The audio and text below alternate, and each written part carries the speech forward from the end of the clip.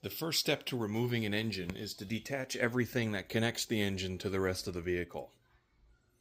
Now that we've got that done, we're ready to put our engine crane in here and start lifting it out. I've never done this before, but I just made sure to disconnect all of the wires, all of the wires that ran alongside the engine, and then obviously get the transmission out.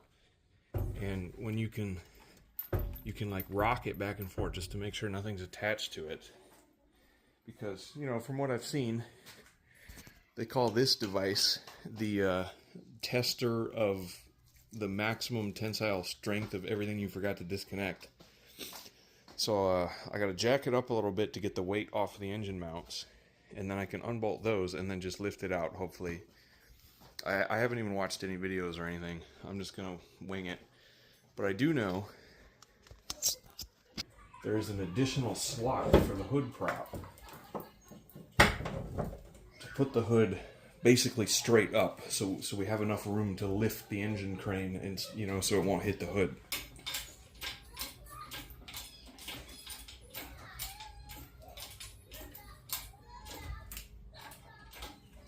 I've got the rear chain attached to one of the manifold bolts, which I used grade 8 hardware for that, not the stock stuff.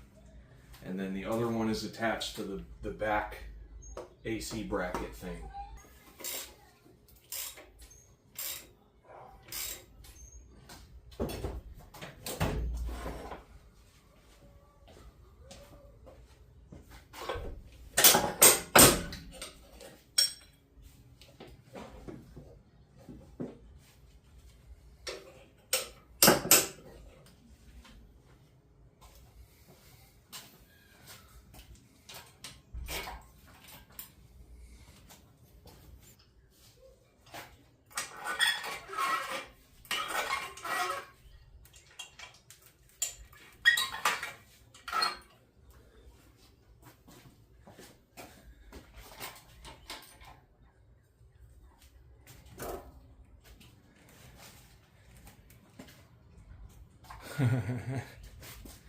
What if I did that? What if I just moved the whole vehicle forward?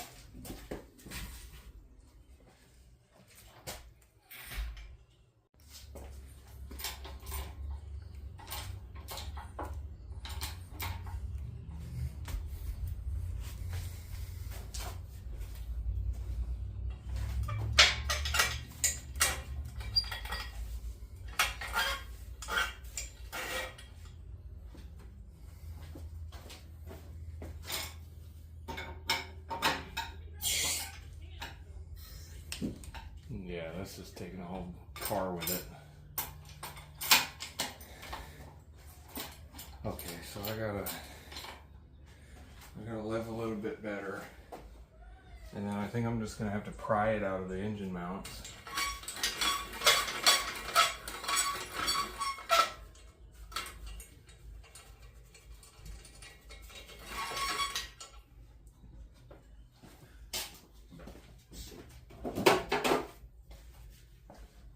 It's a very fine art because it weighs so much you can't move it by hand. So you have to use these tools to adjust it as you would by hand. That side came out.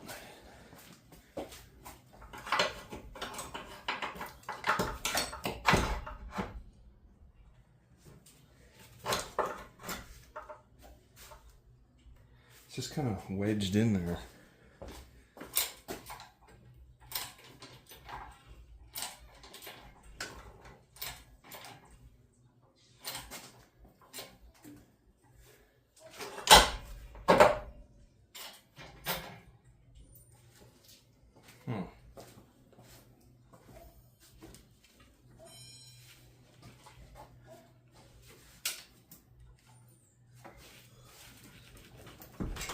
It doesn't want to let go.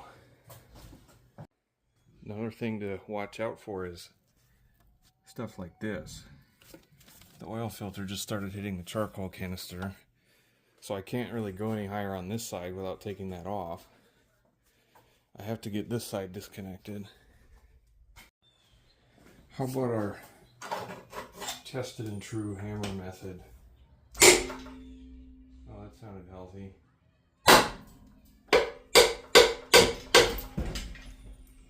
Yeah, that worked.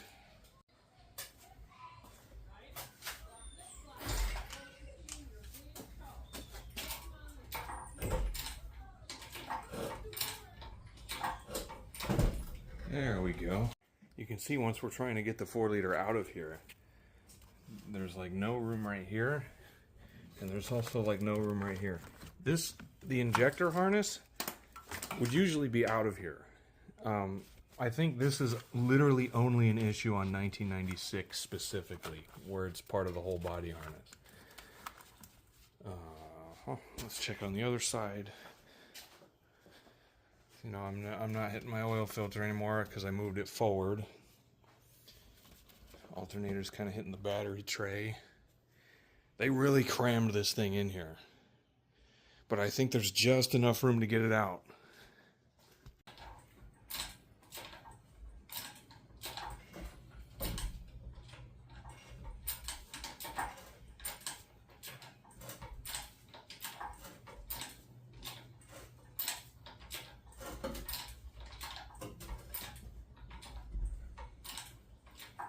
Yeah.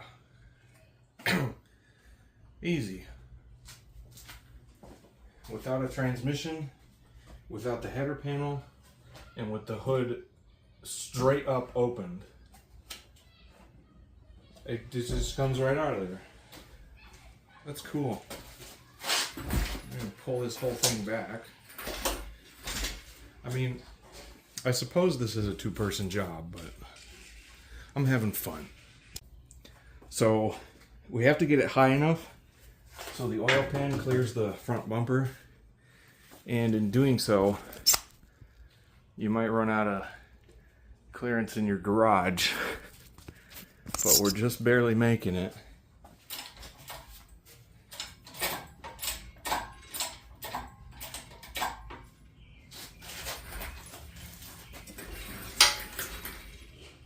All right.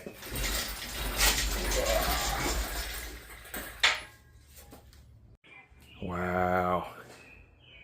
Wow, it's like my own personalized junkyard. Look at that engine bay. There's so much room in there, so much weight reduction. Oh, that thing's light as a feather now. That's pretty cool.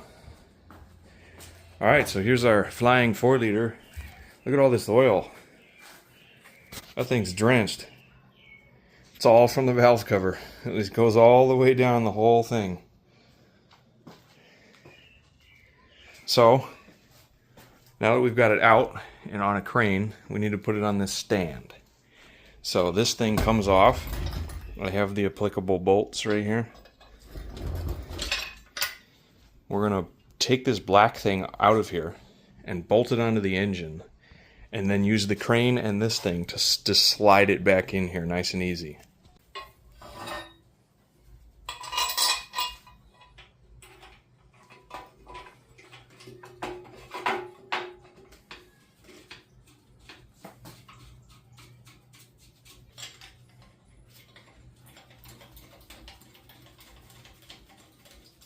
I want to make sure these are good and snug, because those 4 bolts are now going to be holding all of the weight of the engine when we put it in the stand.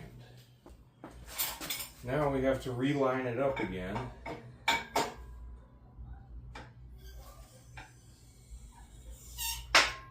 You can see it's not level. It's not going to go in there straight. So again, we use this thing.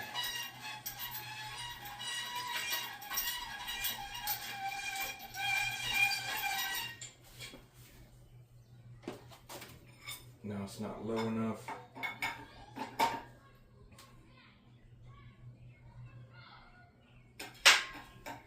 That's probably too low.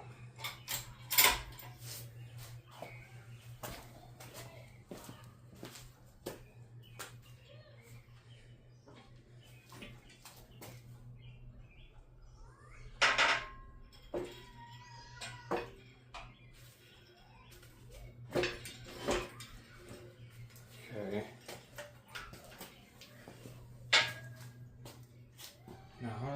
about getting slack in that. So I can't get the stand any closer because of this leg on the crane here. So I have to lower it to get more slack in that. This is interesting.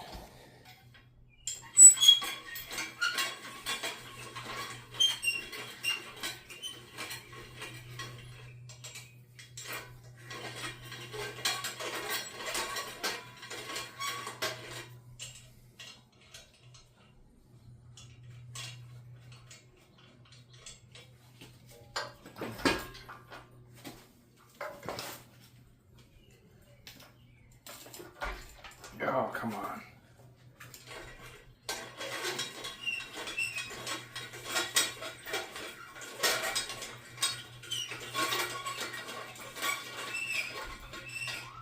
I think I got the tactic down.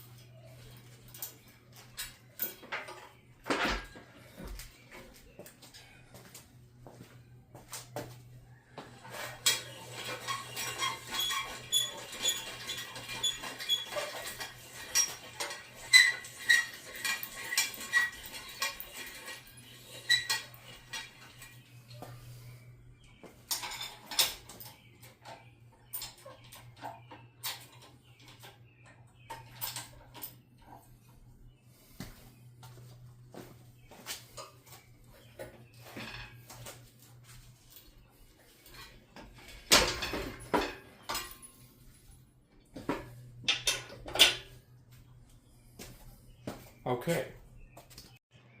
So I got her in there. I had to use this. So we put all the weight on this side.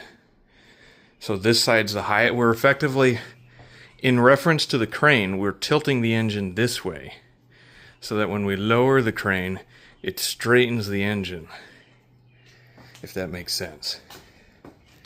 So now that it's held by the stand, we can get these bolts out of here. Here's where I put that, by the way.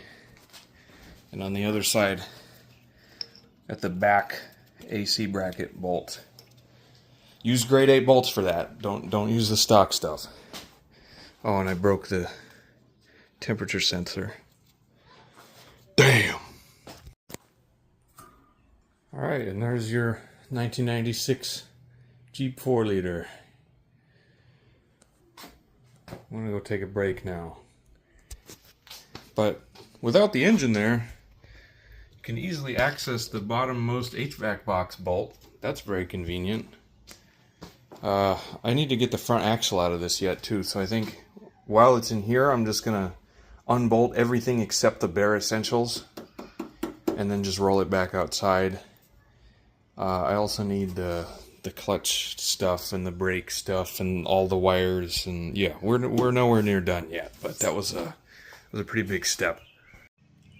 So this engine's going to be sitting here for a long time, and I've seen online that if you leave a 4-liter on an engine stand for a long time, you should support the front of it with something, because it's so long and it's all cast iron, so there's a lot of what do you call pulling force on the bolts, and they can break over time. I don't know, but I figured it's not going anywhere for months at least. It's just going to sit here.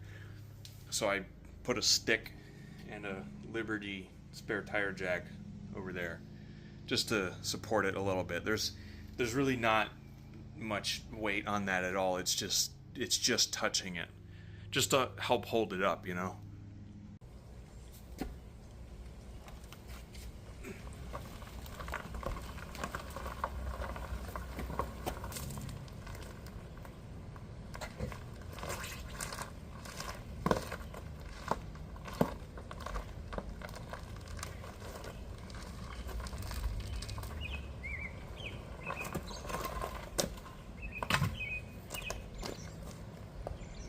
Okay.